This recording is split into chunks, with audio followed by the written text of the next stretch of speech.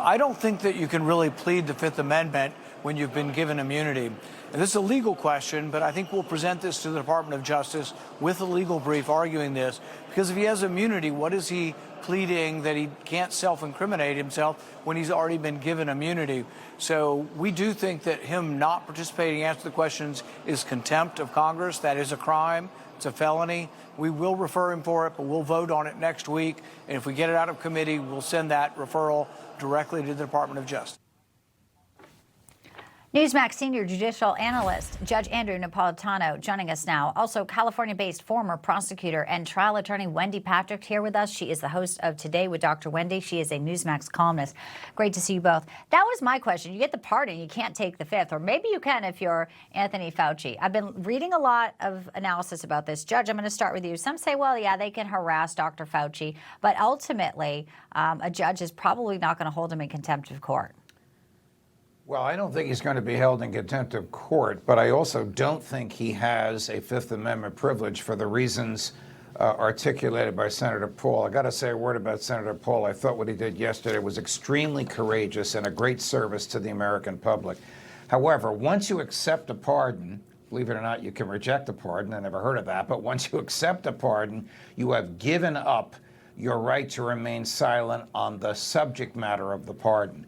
If I had been Senator Paul, I would have dispatched committee lawyers to go to the federal district court during the hearing and gotten an order from a federal judge requiring Dr. Fauci to answer. All right. So, and it's contempt of Congress. But isn't there something, if you feel that you are in danger, you can invoke the Fifth Amendment? And maybe it was that fact that, you know, they've got people there. I don't know. I feel like there was some gray area. I'm not happy with it. But, I mean, maybe it was pie in the sky that we thought he was just going to come in and say, oh, yeah, I'm guilty. I did all of this.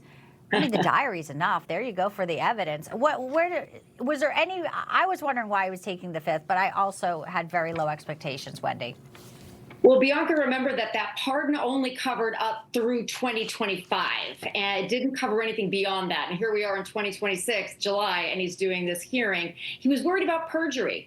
You know, we have those diaries. They were released. And, you know, we used to think diaries are for little girls recording secrets. Not so much nowadays. They are memorialized, and they are being used by public officials up and down the political aisle. We've heard this on both sides. And one of the things he's worried about is saying something at the hearing that's different than what's in the diary, and then there'll be an allegation of perjury. That's one of the possibilities. You know, many of the other possibilities are he doesn't remember what he said in the past, and that's dangerous when you're on the stand.